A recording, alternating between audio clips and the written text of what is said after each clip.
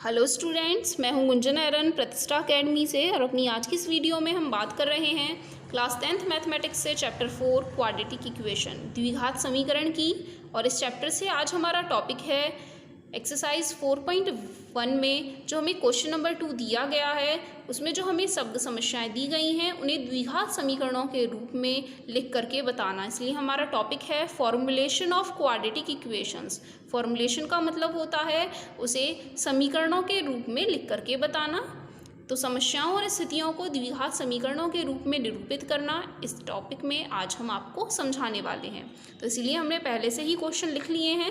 Question दिया है निम्न स्थितियों को द्विघात समीकरणों के रूप में निरूपित करके बताइए। ये हमें वर्ड प्रॉब्लम्स दी गई हैं, इनके लिए हमें इक्वेशंस बना करके बतानी है। उन्हें सॉल्व नहीं करना है, केवल उन्हें एक्सरसाइज इक्वेशन फॉर्म में ही लिख करके बताना है।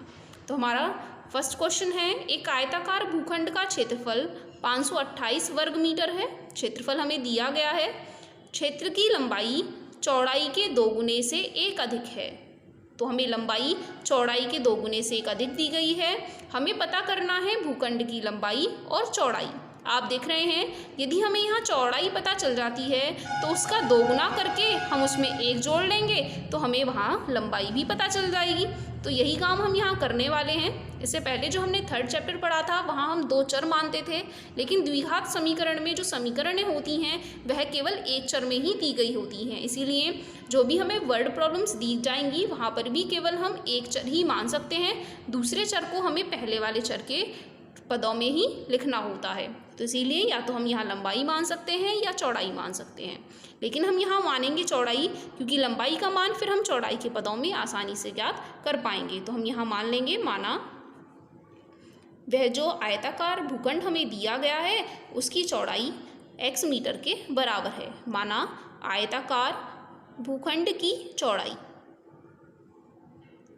बराबर है x मीटर के। तब क्वेश्चन के अकॉर्डिंग आप देख रहे हैं, इन्होंने हमें डिफाइन करके बताया है लंबाई का मान चौड़ाई के 2 गुने से, चौड़ाई के 2 गुने से 1 अधिक है। 1 अधिक का मतलब है 1 उसमें जोड़ना है। यदि यह कहते 1 कम है तो हम यहाँ -1 करके उन्हें बताते। पहले ही वह कह रहे हैं चौड़ाई के 2 गुने से 1 अधिक है। हमारे पास फॉर्मूला होता है क्षेत्रफल निकालने के लिए, आयत का क्षेत्रफल बराबर लंबाई गुणा चौड़ाई। तो वही फॉर्मूला हम यहाँ इस्तेमाल करेंगे। अब लंबाई का मान हमारे पास है 2x + 1 और चौड़ाई का मान हमारे पास है x। यदि हम इनकी गुणा कर लेते हैं तो 2x की घात 2, x की गुणा 1 में करेंगे तो x। लेकिन हमें क्वेश्चन में दिया गया है कि आयताकार भूखंड का क्षेत्रफल 528 वर्ग मीटर है और हमारे अकॉर्डिंग जो हमने लैंग्वेज फॉर्म किया है उसके अकॉर्डिंग हमें यह क्षेत्रफल मिल रहा है। तो यदि हम इन दोनों क्षेत्रफलों को बराबर बराबर रख दें तो हमें अपनी समीकरण मिल जाएगी। तो जो क्वेश्चन में हमें दिया गया है वह दिया है कि क्षेत्रफल का मान 528 वर्ग मीटर के बराबर है और हमारे हिसाब से जो क्षेत्रफल है वह है 2x की घात 2 + x। तो बराबर रख लेंगे इसे 528 के। यदि हम इसका पक्षांतर इस तरफ कर लेते हैं तो यह हमें मिलेंगे माइनस में 528 बराबर में 0, जो कि हमारी रिक्वायर्ड क्वाड्रेटिक इक्वेशन हो जाती है, क्योंकि हमें यहाँ क्वेश्चन में केवल द्विघात समीकरणों के रूप में निरूपित करके बताना है, इनकी वैल्यूज़ फाइंड आउट करके नहीं बतानी है। अगर वह आपसे वैल्यूज़ भी पूछ रहे हैं तो फिर आपको इनके गुणनखंड करके बताने हैं। 528 में 2 की गुणा करेंगे और इनके ऐसे गुणनखंड ढूंढ करके बताएंगे जिनको घटाने पर आपको 1 प्राप्त हो जाए। लेकिन इसका डिस्कशन हम नहीं कर रहे हैं, क्योंकि जितना क्वेश्चन में पूछा गया है हम अभी उतना आपको करके बता रहे हैं। तो ये हो जाती है हमारी रिक्वायर्ड द्विघात समीकरण, अभीष्ट द्विघात समीकरण। इसी तरीके से हमने सेकेंड क्वेश्चन लिखा है, 2 क्रमागत धनात्मक पूर्णांकों का गुणनफल 306 है। क्रमागत का मतलब होता है जो लगातार पढ़ने वाले हैं, जैसे 2 3, 10 11 है, 15 16 है। तो जो लगातार पढ़ते हैं उन्हें ही हम कहते हैं क्रमागत। ऐसे ही 2 धनात्मक पूर्णांक इन्होंने छाटे हैं जिनका गुणनफल इन्हें 306 मिल जाता है। हमें उन पूर्णांकों को ही ज्ञात करके बताना है। तो यदि हम उन पूर्णांकों को x के पदों में मान लेते हैं तो x के बाद अगला पद निकालने के लिए हमें एक जोड़ना होता है, जैसे कि 2 के बाद क्या पड़ेगा, तो यदि हम 2 में 1 जोड़ लें तो हमें अगला पद पता चल जाएगा कि वहाँ 3 आने वाला है। इसी तरीके से अगर हमें पता करना है 95 के बाद क्या आता है, तो हम उसमें 1 जोड़ लें तो हमें पता चल जाएगा अगला पद 96 आता है। तो इसी तरीके से हम यहाँ पर भी 2 क्रमांगत पूर्णांक जो मान लेंगे, माना 2 क्रमांगत धनात्मक पूर्णांक। यदि पहला हम x मान रहे हैं तो दूसरा अपने आप ही हो जाएगा x + 1। क्वेश्चन के अकॉर्डिंग जो हमें दिया गया है वह उन्होंने कहा है इन क्रमांगत धनात्मक पूर्णांकों का गुणनफल 306 के बराबर है। क्वेश्चन में दिया है पूर्णांकों का गुणनफल।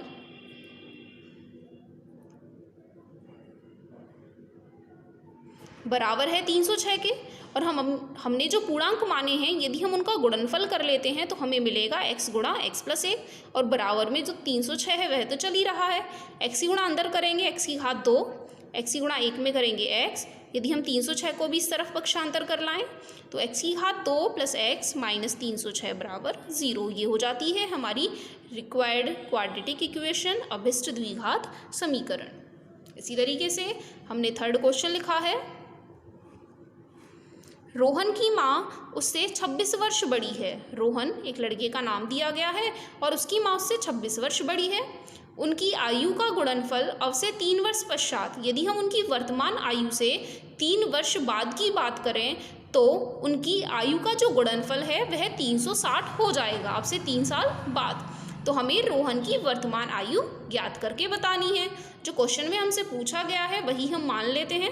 हमें क्वेश्चन में पूछा गया है रोहन की वर्तमान आयु, क्योंकि अगर हमें रोहन की आयु पता चल जाएगी तो माँ की आयु भी हमें अपने आप पता चल जाएगी। उन्होंने पहले ही हमें बता दिया है कि उसकी माँ उससे 26 वर्ष बड़ी है। तो हम यहाँ मान लेंगे रोहन की वर्तमान आयु। माना रोहन की वर्तमान आयु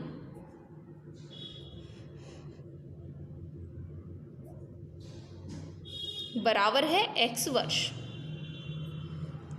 चूँकि हमें बताया गया है कि रोहन की माँ उससे 26 वर्ष बड़ी है, तो इसीलिए रोहन की माँ की वर्तमान आयु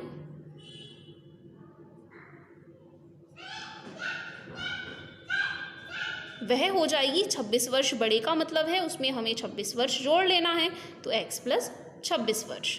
साथ ही हमें क्वेश्चन में कहा है उन्होंने कि जो हमें गुणनफल निकालना है वह 3 वर्ष पश्चात का निकालना है।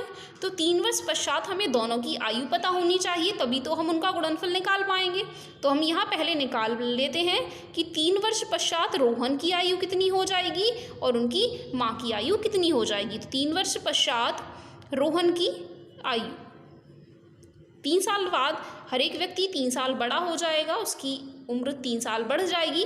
तो इसीलिए जब उसकी वर्तमान आयु x वर्ष है तो 3 वर्ष पश्चात उसकी आयु हो जाएगी x + 3 वर्ष। और इसी तरीके से रोहन की माँ की वर्तमान आयु भी इस समय x + 26 वर्ष है, तो 3 वर्ष पश्चात उनकी जो आयु है फिर से 3 वर्ष बढ़ जाएगी। तो इसीलिए रोहन की माँ की आयु बराबर हो जाएगी 3 वर्ष पश्चात x + 26 तो पहले से ही है और 3 वर्ष और बढ़ जाएगी, तो कुल मिलाकर के हो जाते हैं x + 29 वर्ष। अब जो उन्होंने क्वेश्चन में हमसे कहा है वह कह रहे हैं उनकी आयु का गुणनफल अब से 3 वर्ष पश्चात। जो 3 वर्ष पश्चात दोनों की आयु है उनका यदि हम गुणनफल कर लेते हैं, तो हमने दोनों आयु को गुणा के रूप में लिखा है, तो वह कह रहे हैं इसका मान 360 हो जाएगा। तो बराबर में हम इसे रख लेते हैं 360। ये हमें क्वेश्चन में बताया गया है अकॉर्डिंग टू क्वेश्चन, प्रश्नानुसार। x की गुणा पूरे ब्रैकेट में कर लेने पर x की गुणा x में करेंगे x की घात 2, x की गुणा 29 में करेंगे तो 29x, प्लस 3 की गुणा x में करेंगे तो 3x, 3 की गुणा 29 में करेंगे तो हमें मिलेगा 87। 29 दिया होते हैं 87 बराबर में 360। x की घात 2, 29 में 3 जोड़ लेने पर हमें मिलेंगे 32x प्लस 87। 360 का भी पक्षांतर हम इस तरफ कर लें तो माइनस में 360 बराबर 0। x की घात 2 प्लस 32x, 360 में से हम 87 घटा लें, 10 से 7 घटाएंगे 3, यहाँ बचेंगे 5, 15 से 8 घटाएंगे 7, यहाँ बचे 2, 2 का 2, ऐसे का ऐसा ही हम लिख लेंगे। क्योंकि माइनस वाले मान बड़े हैं तो माइनस में ही आंसर हम बचाएंगे, बराबर में 0। ये हो जाती है हमारी रिक्वायर्ड क्वाड्रेटिक इक्वेशन इस प्रॉब्लम के लिए, जैसी हमें प्रॉब्लम इन्होंने बताई गई थी। अगर इन्होंने हमसे उम्र भी पूछी होती तो इस समीकरण के हम गुणनखंड करके उन्हें यहाँ से x का मान भी निकाल करके बता देते। एक क्वेश्चन और मैंने यहाँ लिखा हुआ है, उसे भी हम समझ लेते हैं। क्वेश्चन लिखा है, एक रेलगाड़ी 480 किलोमीटर की दूरी दे रखी है 480 किलोमीटर, समान चाल से तय करती है। यदि इसकी चाल 8 किलोमीटर प्रति घंटा कम होती, यदि हम इसकी चाल को 8 किलोमीटर प्रति घंटा कम के हिसाब से देखें तो फिर रेलगाड़ी उसी दूरी को तय करने में 3 घंटे अधिक समय लेती। तो हमें पता करना है कि रेलगाड़ी किस एक समान चाल से उस दूरी को तय कर रही थी। इससे पहले जो हमने 3rd चैप्टर पढ़ा था उसमें जो रेलगाड़ी वाले क्वेश्चन हुआ करते थे उसमें हमें 2 स्थितियां दी गई होती थी, एक बार चाल कम करके और एक बार चाल अधिक करके। लेकिन यहाँ जो हमें द्विघात समीकरणों के रूप में ये क्वेश्चन दिए गए हैं वहाँ हमें केवल एक ही कंडीशन दी जाती है। तो ये थोड़ी पहचान हो सकती है इस क्वेश्चन को सॉल्व करने के लिए। तो इसे सॉल्व करने के लिए हम मान लेंगे जो हमसे पूछा गया है, रेलगाड़ी की चाल हमसे पूछी गई है, तो माना रेलगाड़ी की चाल बराबर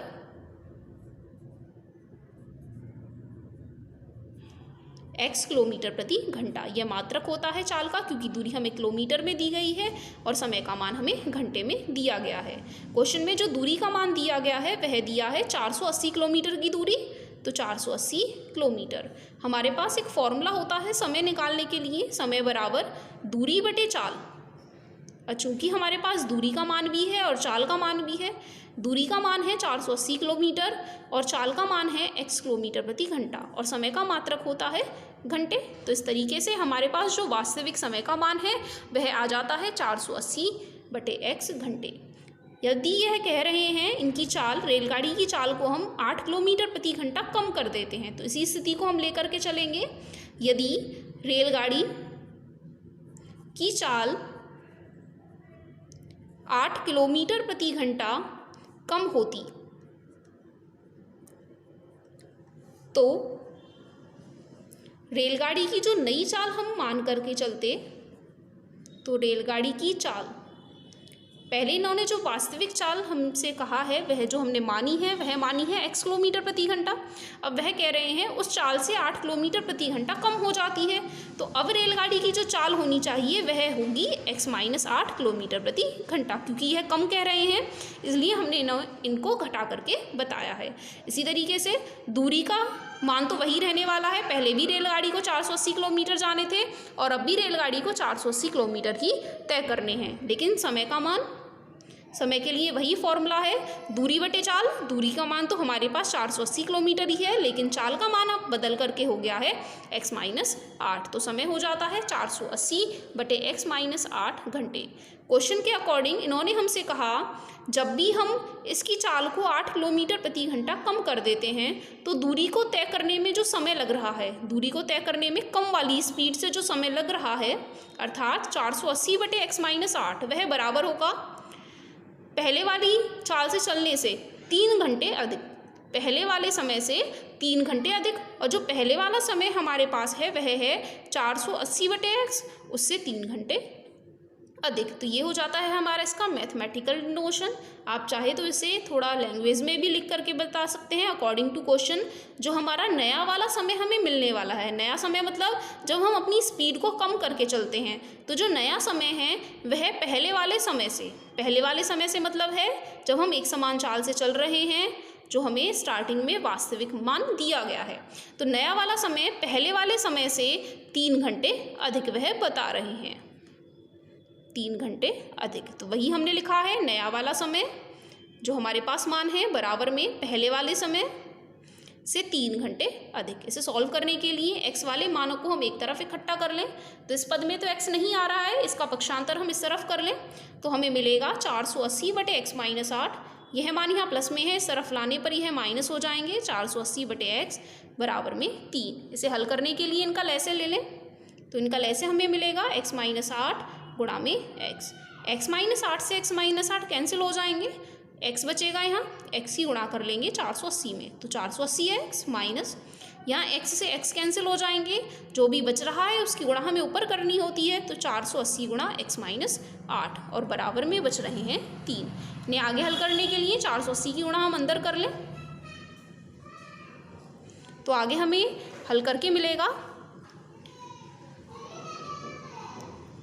480x माइनस 480x, 480x ऐसे का ऐसा हमने लिखा, माइनस में 480x और माइनस माइनस यहाँ हो जाएंगे प्लस, और 480 की गुणा 8 में यदि हम कर लेते हैं तो हमें गुणा करके मिलेंगे 3840, और बटे वाले जो मान हैं उनकी भी हम गुणा कर लें आपस में, x की गुणा x में करेंगे, x की घात 2 माइनस में 8x, तो x की घात 2 माइनस में 8x, और बराबर में जो लिखे हुए हैं 3 उन्हें हम ऐसे का ऐसा ही लिख लेंगे। 480x से 480x कैंसिल हो जाएंगे। अब जो यहाँ बच रहा है वह है 3840 बटे x की घात 2 माइनस 8x बराबर में 3। यदि आप देखें तो 3 से यह वाला मान भी कट जाएगा। यदि दोनों पक्षों में हम 3 से भाग कर लेते हैं तो 3 एकम 3, 3 दूनी 6, 3 अट्ठे 24 और 0 का 0 बटे में x की घात 2 माइनस 8x। जब हमने 3 का भाग इस पक्ष में किया है तो 3 का भाग हम इस पक्ष में भी कर लेंगे। आपस में तिरछी गुणा करने पर x की घात 2 माइनस 8x की गुणा हम 1 में करेंगे तो x की घात 2 माइनस 8x बराबर में 1 की गुणा 1280 में करेंगे तो 1280। 1280 का इस तरफ पक्षांतर करने पर x की घात 2 माइनस 8x माइनस 1280 बराबर में 0। ये हो जाती है हमारी रिक्वायर्ड क्वाड्रेटिक इक्वेशन इस दी गई प्रॉब्लम के लिए। इसी तरीके से आप इन दोनों प्रॉब्लम्स के लिए भी क्वाड्रेटिक इक्वेशंस बना करके बता सकते हैं। जहां मैंने पहला क्वेश्चन लिखा है, जॉन और जनेवी दोनों के पास कुल मिलाकर के 45 कंचे हैं। जॉन और जीवंती के पास 45 कुल मिलाकर के कंचे हैं। दोनों 5-5 कंचे खो देते हैं, तो अब उनके पास कंचों की संख्या का गुणनफल 124 हो जाता है। हमें पता करना है कि आरंभ में उनके पास कितने कितने कंचे थे। तो इस क्वेश्चन को सॉल्व करने के लिए आप यहाँ मान लेंगे कि माना जॉन के पास कंचों की संख्या x है, तब जीवंती के पास जो कंचे बचेंगे वह बचेंगे 45 माइनस x, क्योंकि कुल मिलाकर के दोनों के पास 45 कंचे हैं। यदि x कंचे जॉन के पास हैं तो जीवंती के पास जो कंचे बचेंगे वह बचेंगे 45 माइनस x। अब दोनों के पास हमें कंचों की संख्या पता चल गई। दोनों 5-5 कंचे खो देते हैं। यदि इनके पास 5-5 कंचे कम हो जाएंगे तो जॉन के पास बचेंगे x माइनस 5 कंचे, और इसी तरीके से यहाँ भी जब हम 5 घटाएंगे तो 45 से 5 घटाने पर बचेगा 40 माइनस x। अब यह जो दोनों मान हमें प्राप्त हुए हैं 5-5 कंचे खो जाने के बाद, उनके कंचों की संख्या का गुणनफल अब हमें इन दोनों की गुणा करनी है और बराबर रख लेना है 124 के। तो आपको ये रिक्वायर्ड इक्वेशन मिल जाएगी जो कि मैंने यहाँ आंसर में लिखी है। इसी तरीके से सेकंड क्वेश्चन है, एक कुटीर उद्योग एक दिन में कुछ खिलौनों का निर्माण करते हैं। प्रत्येक खिलौने का मूल्य 55 में से एक दिन में निर्माण किए गए खिलौनों की संख्या को घटाने से प्राप्त संख्या के बराबर है। किसी एक दिन कुल निर्माण लागत रुपये 750 थी, तो हम उस दिन निर्माण किए गए खिलौनों की संख्या ज्ञात करना चाहते हैं। जो भी क्वेश्चन में हमसे ज्ञात करने को कह रहे हैं वही हम मान लेंगे। माना उस दिन निर्माण किए गए खिलौनों की संख्या बराबर है x, तो वह कह रहे हैं प्रत्येक खिलौने का मूल्य 55 में से एक दिन में निर्माण किए गए। तो यदि हम इसका मूल्य उन्हें निकाल करके बताएं, ये तो हमने खिलौनों की संख्या माननी कि वह x खिलौने बना रहे हैं एक दिन में, मूल्य वह बता रहे हैं 55 में से एक दिन में निर्माण किए गए खिलौनों की संख्या को यदि हम घटा देते हैं तो हमें प्राप्त हो जाता है मूल्य। अब हमारे पास खिलौनों की भी संख्या है और एक खिलौने की लागत कितनी आती है वह भी हमारे पास है। यदि हमें कुल निर्माण लागत निकालनी है तो हमें क्या करना होगा, जितने खिलौने हमने बनाए हैं उनकी गुणा कर लें कि एक खिलौने बनाने में कितने रुपए लग रहे हैं। जैसे मान करके चलिए कि हमने उस दिन 10 खिलौने बनाए और एक खिलौने बनाने में हमें यहाँ लग रहे हैं 45 रुपये, तो कुल मिलाकर के 10 खिलौने बनाने में कितने लगेंगे, हमें इनकी गुणा कर लेनी है और आपको पता चल जाएगा कितनी निर्माण लागत आई है। तो यदि आप x की गुणा 55 माइनस x में करते हैं, आप उसे बराबर रख देंगे 750 के और आपको मिल जाएगी यह रिक्वायर्ड इक्वेशन जो कि मैंने आंसर में लिखी है। इस तरीके से आपकी एक्सरसाइज कंप्लीट हो जाएगी और इससे रिलेटेड एग्जांपल्स भी आपके यहाँ कवर हो जाएंगे। तो अपनी आज की इस वीडियो में इतना ही। अगर आपको वीडियो अच्छी लगी तो इसे लाइक शेयर ज़रूर कीजिएगा और कमेंट बॉक्स में भी कमेंट करके बताइएगा कि आपको ये वीडियो हेल्पफुल लगी या नहीं। Thank you.